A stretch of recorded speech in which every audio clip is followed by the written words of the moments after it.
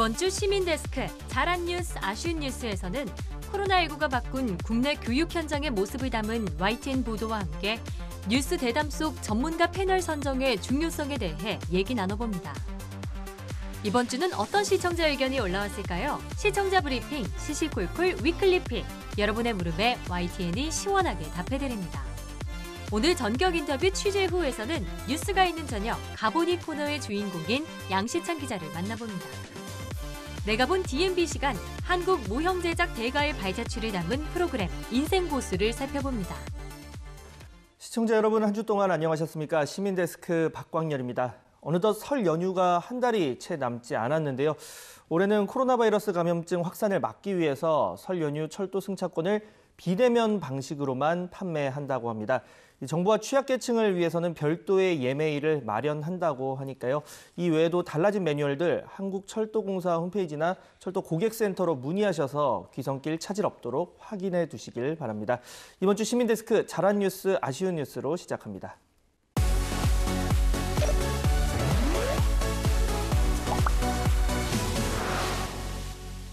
네, 오늘 함께 이야기 나눌 분들 소개해드립니다. 김원경 뭉클미디어 인권연구소 소장, 이혜수 시청자평가원, 그리고 권영희 YTN 해설위원 나오셨습니다. 세 분 어서 오세요. 안녕하세요. 네.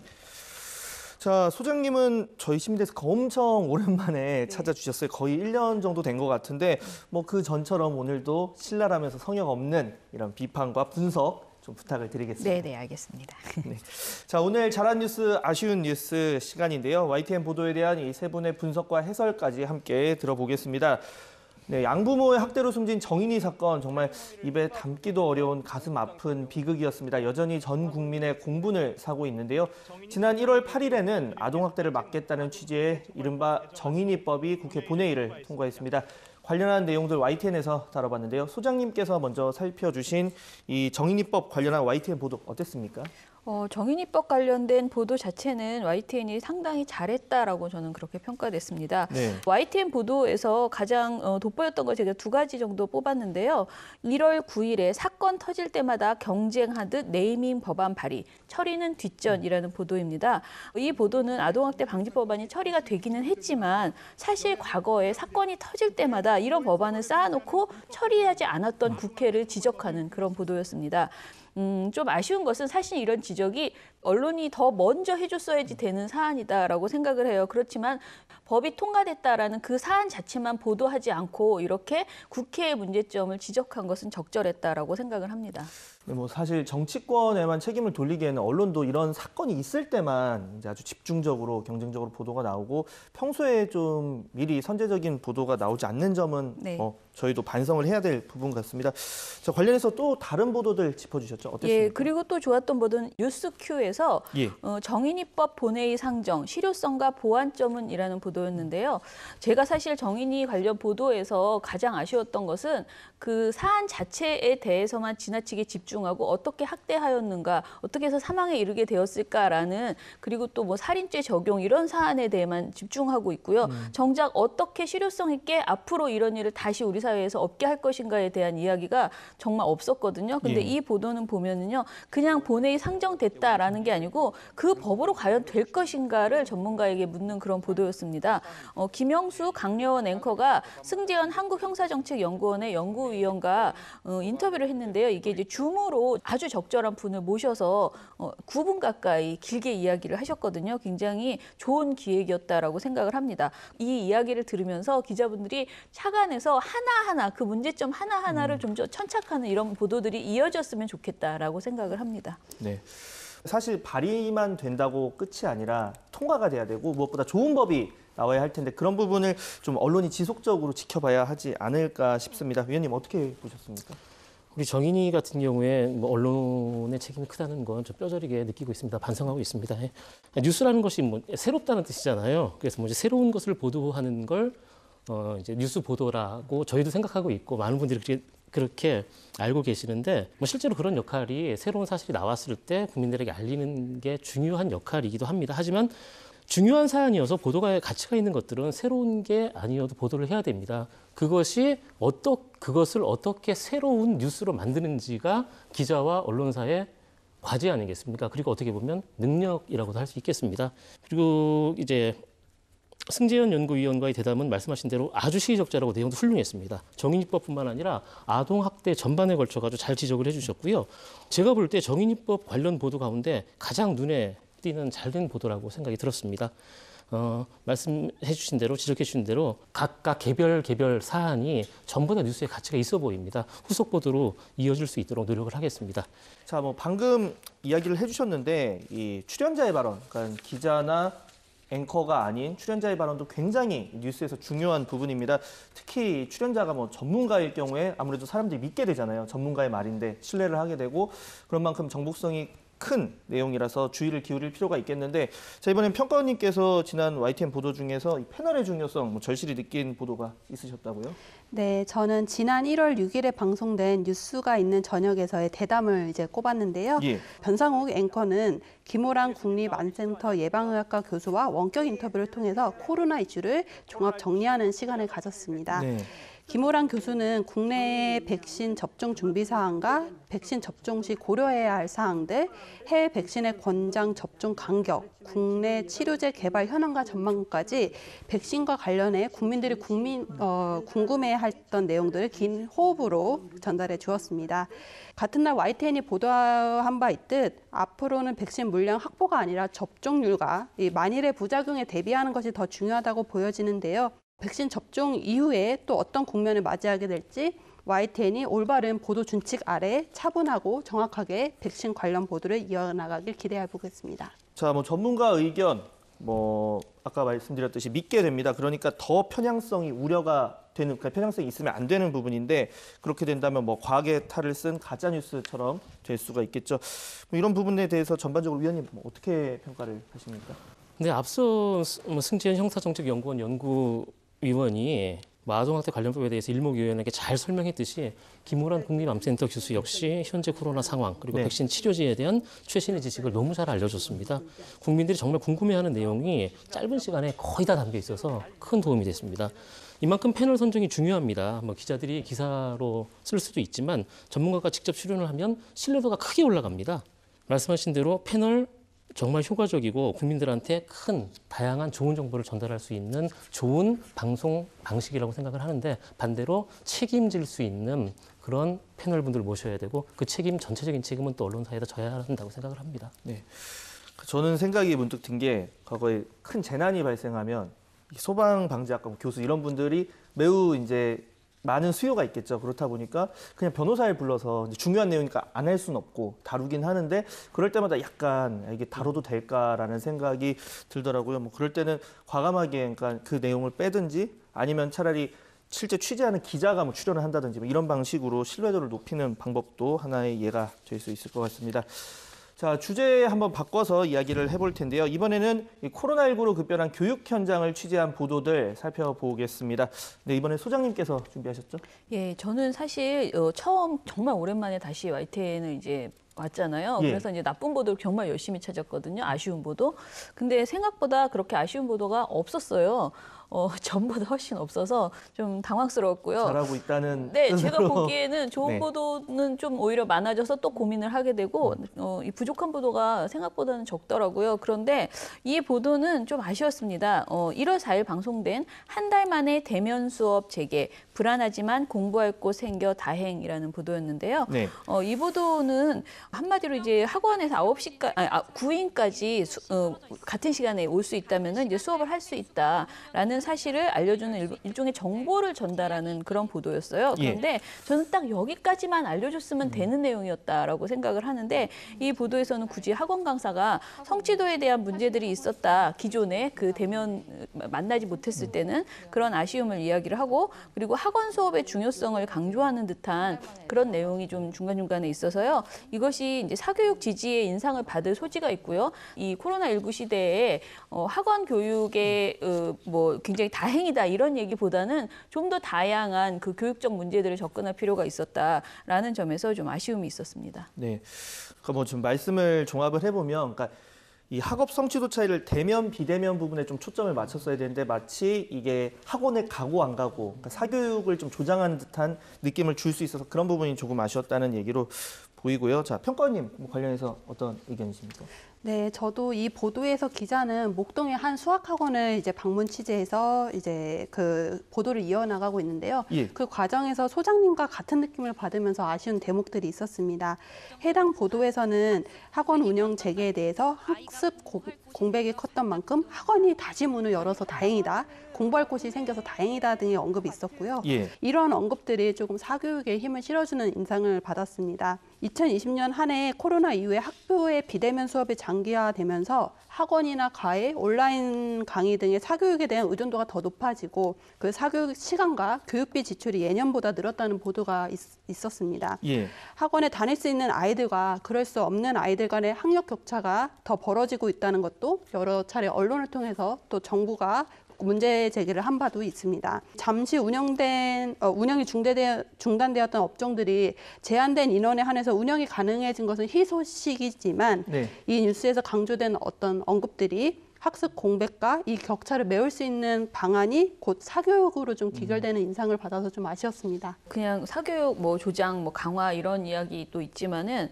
정보를 차라리 하나라도 더 정확하게 줬으면 좋았겠다라는 생각이었어요. 지금 코로나19 상황에서 굉장히 사람들이 예민해져 있고요. 내가 어떤 정보가 부족하거나 또는 내가 불이익을 당하지 않을까, 뭐 나와 관련된 업종이 특별히 불이익을 받지 않을까 이런 게 굉장히 학부모나 또 자영업자 선생님이나 누구나 다 있어요. 그렇기 때문에 어떤 규칙이 무엇인지 그리고 그 규칙을 왜 그렇게 만들었는지에 대한 정부의 답변을 조금 더 많이 성실하게 그렇게 들려줬으면 좋겠다 그런 생각입니다. 예. 그런 인터뷰를 보면 남들은 다 간다는데 하면서 조급한 마음도 들 수가 있겠고 네. 뭐 방역 지침을 어기면서까지 뭐 그렇게 하는 거야 이런 의문이 들 수도 네. 있겠고요. 하니까 그런 부분 좀 더 세심한 보도가 필요해 보이고요. 자, 또 다른 보도들 어땠습니까?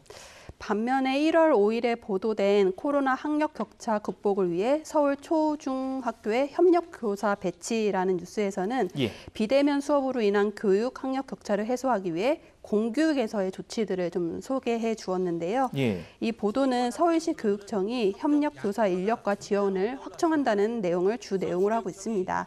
협력 교사가 어떤 역할을 하고 학년별로 어떤 과목을 가르치고 몇 시간을 지원하는지 등의 내용을 굉장히 표로 잘 정리해 주었고요. 예. 그 외에도 중일 자유학력제 제도나 맞춤형 교육 콘텐츠 개발 등의 학력 격차를 줄이기 위한 제도와 인프라 등을 소개해 주어서 새롭고 유의미한 정보가 많았습니다. 갑작스럽게 도입된 비대면 수업이 이제는 좀 일상이 되었다고 해도 과언이 아닙니다. 네. 그만큼 여전히 공백으로 남아있는 문제들에 대해서 경각심이 다소 느슨해진 것도 사실인데요. 이 재조명이 필요한 학력 격차와 학습 불평등에 대해서 생각해 볼 수 있어서 유익한 보도였고요.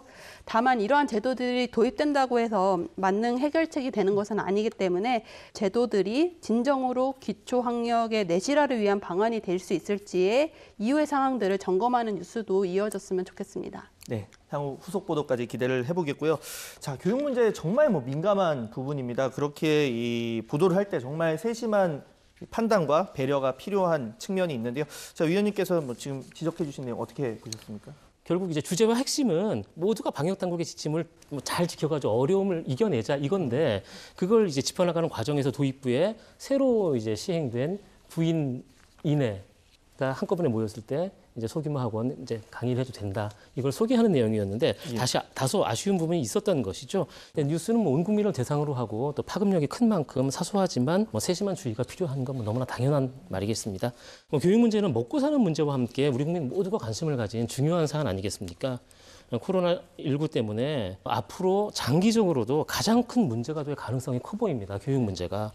이 때문에 아까 지적해 주신 대로 교육 문제 같은 경우는 앞으로가 더 중요하고 하기 때문에 관련 보도를 관심 있게 계속 이어나가는 그런 역할을 언론이 꾸준히 해야 될 것이라고 생각이 됩니다. 자, 올 한해도 코로나와 함께 할 수밖에 없는 상황입니다. 이런 학습 격차 문제 최소화하기 위해서 저희 YTN 비롯한 언론도 더 노력을 해야 하지 않을까 싶습니다.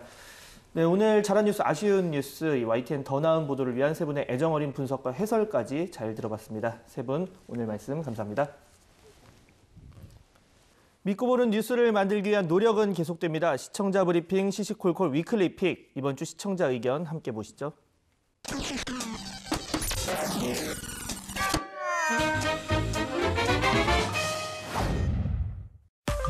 지난주 폭설이 내리고 한파 특보까지 내려졌습니다. 관련 보도에 대한 모니터 보고서 보겠습니다. 지금 제 뒤로 눈 덮인 제주공항 모습을 보실 수가 있는데요. 한파 경보가 내려진 제주에서 기자 모자가 매섭게 휘날렸다. 강추위에 현장에 나간 기자의 노고가 느껴졌다.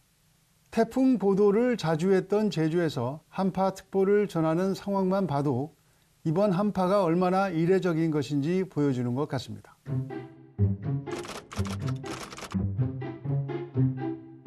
추위에 꽁꽁 언 라면, 기상캐스터의 눈썹이 얼어붙은 화면을 담은 재치 있는 보도가 인상 깊었다는 평입니다. 제설 작업이 제대로 되지 않은 도로와 꽉 막힌 교통 상황을 전달해 공감을 이끌어냈다.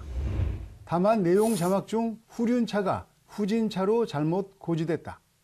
인터뷰 내용을 잘 들어보면 후진이 아니라 후륜차로 발음했는데 빠르게 보도하려다 일어난 일 같습니다. 더욱 꼼꼼하게 확인하겠습니다.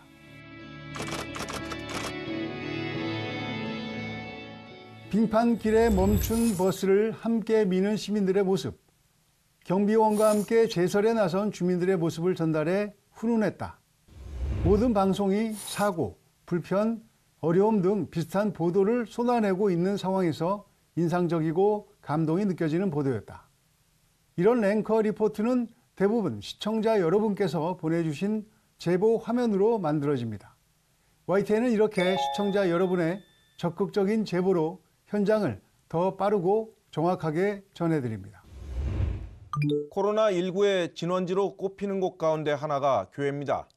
관련 기사마다 비판적인 댓글이 올라오는데 아직도 집합금지 명령을 거부하는 개신교도들에게 호소하는 차원에서 이를 소개해 보겠습니다. 교인이 3,000명이 넘는 대형 교회로 지난주에 이어 이번에도 대면 예배를 진행했습니다. 열방센터 방문자 2,800여 명 가운데 진단검사를 받은 수는 고작 800여 명, 30%에 불과합니다. 우리나라는 있잖아요. 교회가 아주 말썽입니다. 이 전염병에 대해서 교회는 심각하지 않다고 생각하는 거예요. 기독교인들은 대한민국 사람 아니에요? 누구는 바보라서 지침을 따르는 건가요? 방역수칙 잘 지키는 교인들 욕 먹이는구나. 교회가 상업적으로 변질돼서 11조 걷어들이기에 혈안이 되어서 저기서 코로나 확진자 나오면 절대 치료해주지 마세요. 격앙된 반응이 대부분인 가운데 이게 사이비 종교가 아니고 뭔가? 한국에는 개신교가 없다. 신천지랑은 다르다고 그렇게 열심히 부르짖더니 종교에 관한 근본적 물음도 이어집니다. 다른 사람들은 죽든 말든 예수는 그렇게 가르치지 않았는데 교회 나가서 열심히 예배하면 신앙 수준이 나아지던가요? 하느님은 예배당에만 있냐? 비록 일부이긴 하지만 개신교 교회는 코로나19 발생 이후 계속 문제의 당사자로 지목받고 있습니다. 정부 지침을 따르고 있는 천주교나 불교계에서는 집단 감염이 드물어 대조를 이루고 있습니다. 부디 내 이웃을 내 몸과 같이 사랑하라는 성경 말씀을 지켜주시기 바랍니다. 지금까지 시청자 브리핑 시시콜콜이었습니다.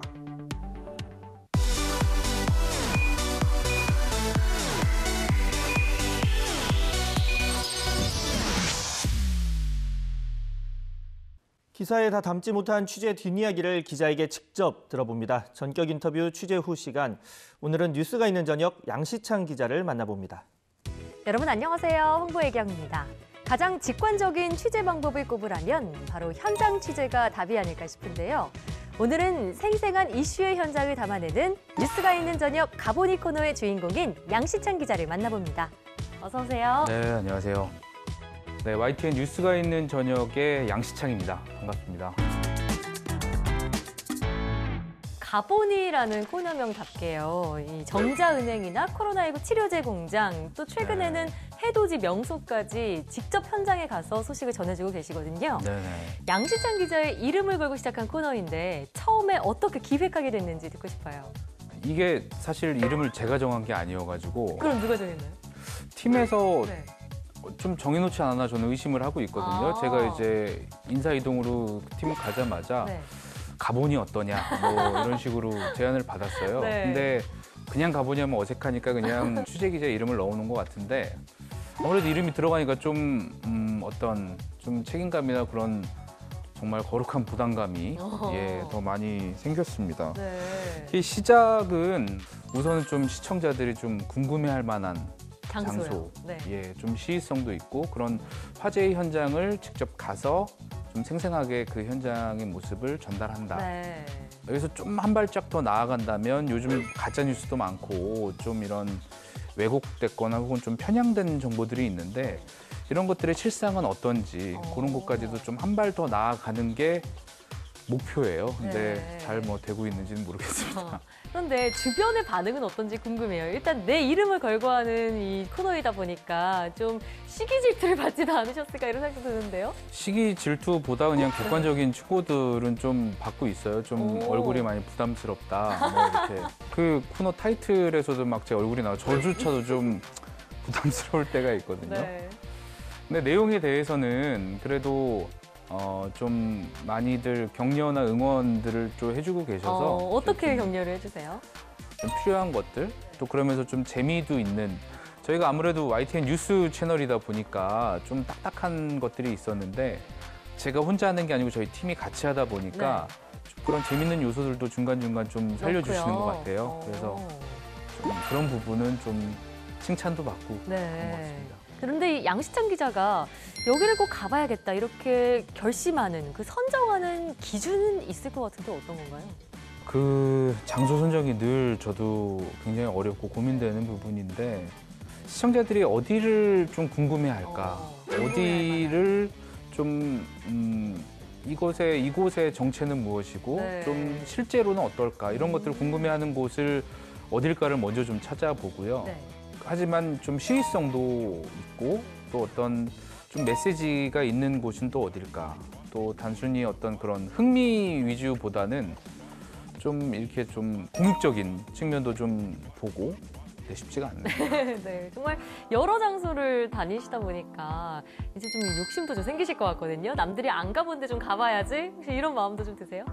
이 취지 자체가 좀 알려졌지만 가보니가 어떻더라. 이 가보니가 생략된 거잖아요. 뒷부분이. 그래서 많이 알려진 장소라도 가서 뭔가 새로운 것을 발견할 공간, 그런 장소는 없을까. 그런 욕심이 더 나죠. 네, 이렇게 또 현장에 가봤을 때 막상 사전 조사했을 때는 또 드러나지 않았던 이런 점들 여러 가지 에피소드를 또 많이 느끼신 것 같아요.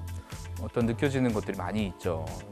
이를테면 그 해돋이 명소를 이제 제가 얼마 전에 다녀왔는데 네, 강릉으로 가셨죠? 네네네네. 이 지자체는 오지 말라고 호소를 하고 하지만 관광객들은 좀 힐링이 필요해서인지 또 가고 그런 상황이었는데 그 지역 주민들의 반응이 궁금했거든요.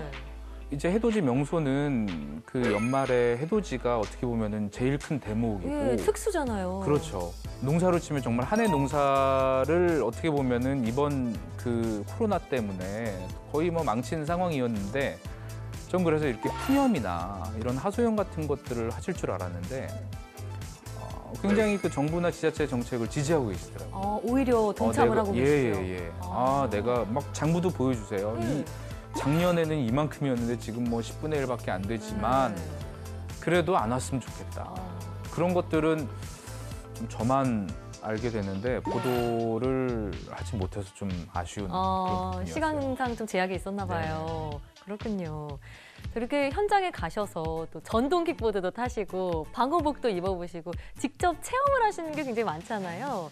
요새는 이런 체험 저널리즘이 좀 인기라는 생각도 들어요. 이것만의 장점이 있다면 어떤 게 있을까요? 예전에 뭐 그런 광고 이런 데서 뭐 키스를 글로 배웠다 뭐 이런 것들이 있었었잖아요. 네, 연애를 글로 배웠다. 그렇죠. 연애를 글로 배웠다 뭐 이런 것들이 있었는데 그런 것 같아요. 기사를 쓰는 것도 어떤 취재원이나 그 장소의 어떤 이야기를 듣고 쓰는 것도 의미가 있겠지만 직접 해보면 좀 다른 거죠. 제가 그 레벨 D 방호복도 처음 입어봤는데 제가 뭐 다른 뭐 어떤 폐쇄 공포증 이런 게 전혀 없거든요. 그럼에도 불구하고 입었을 때 굉장히 갑갑하고 숨 쉬면은 이제 고글을 쓰기 때문에 고글에 습기도 차고. 뿌옇게 되나요? 예. 마음도 급해지고 좀 그런 현상들이 있더라고요. 약간 정신적으로 좀 영향을 미치는군요. 네, 미칠 수 있을 것 같아요. 그래서 제가 NG도 굉장히 많이 냈거든요. 이게 NG 잘 안 낸다고 자부하는 스타일인데 이게 생각도 잘 안 떠오르고 그런 것들이 있더라고요. 그래서 야, 이거를 하루 종일 입고 일하시는 분들은 정말 너무너무 큰 일을 하고 계신 거구나. 그런 것도 제가 몸소 깨닫게 됐죠. 양시창 기자가 느끼기에 왜 현장이 중요한가? 이거를 5글자로 한번 표현해 볼까요? 아, 어려운데 해보면 현장은 옳다. 현장은 옳다. 예. 사실 이건 제 말이 아니고 저희 기자들이 많이 쓰는 표현이에요. 현장은 늘 옳고 현장에 늘 답이 있다. 그러니까 그냥 막연히 알았던 것들도 현장에 가면은 좀 다른 부분도 있고 실제로 어떤지를 더 정확하게 알 수 있기 때문에 그렇거든요. 5글자. 현장은 옳다. 아, 네. 이거 너무 인상 깊은 말이네요. 앞으로도 이렇게 현장 취재가 좀 더 활성화되는 그런 계기가 됐으면 좋겠다는 생각이 들고요. 자, 앞으로 또 어디까지 가보실 계획인지 마지막으로 듣고 싶어요. 네, 가보고 싶은 곳은 많아요. 네. 코로나19 극복이 되면 일단은 국내를 넘어서 해외 곳곳을 곳곳을요? 가면서 취재해보고 싶은 마음이 있습니다. 네. 뭐 당장 올 여름에는 도쿄올림픽이 있죠. 맞아요. 도쿄올림픽이 연기가 되든 아니면 치러지든 여러모로 의미가 있을 것 같은데 그런 어떤 막전 막후도 직접 가서 한번 취재해보고 싶고 더 크게는 저희 팀이 좀 추구하는 것도 그렇고 관심 갖고 있는데 많이 보도하지 못한 영역이 환경 영역이에요. 뭐 욕심 같아서는 뭐 남극이나 북극에 가서 이 환경 오염이 어느 정도 수준인지 그런 것들도 한번 직접 가서 전달해드리면 참 좋지 않을까. 저 혼자만의 생각을 하고 있습니다. 네, 앞으로도 양시창 기자가 직접 발로 뛰면서 전해주신 이 생생한 현장의 소식 기대하겠습니다. 오늘 나와주셔서 고맙습니다. 고맙습니다. 전격 인터뷰 취재 후 오늘 저희가 준비한 소식은 여기까지입니다. 저희는 다음 시간에 더 생생한 취재 뒷이야기로 돌아올게요. 다음 시간에 만나요.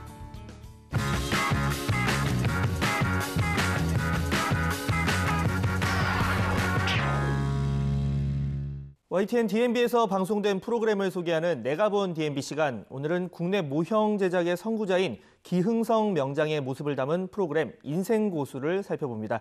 정은정 평가원의 의견입니다. 안녕하세요. YTN DMB 시청자 평가원 정은정입니다. 새해를 맞아 새로운 계획을 세우는 분들도 많으실 텐데요. 인생고수를 보며 길잡이로 삼아보는 건 어떨까요?